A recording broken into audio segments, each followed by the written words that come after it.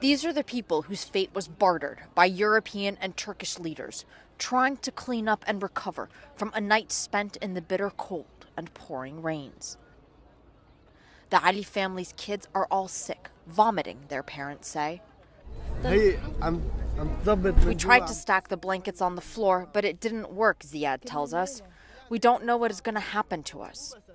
They tried to stay as dry as they could, trying to keep at least the kids' clothing out of the water that was coming through. And you can see what a lot of people have done now that the sun is finally beginning to come out is take their sopping wet things and try to dry them off.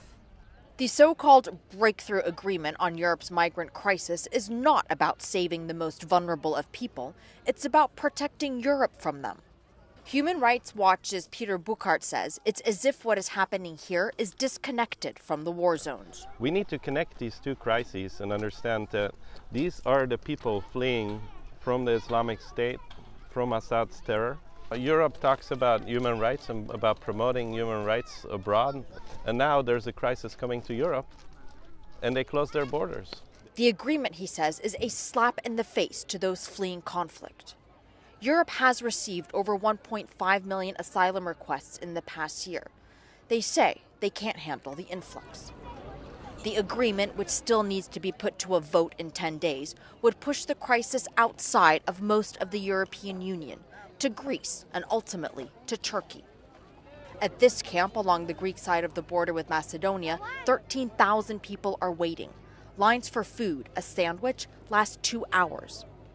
It's where we meet Isra and her sister, sporting necklaces given to them by a volunteer, a small act of kindness that has become a rarity these days, but one that at least helps them forget a little of what they're going through. I was very cold. I was shivering, Isra tells us. All the water came inside the tent.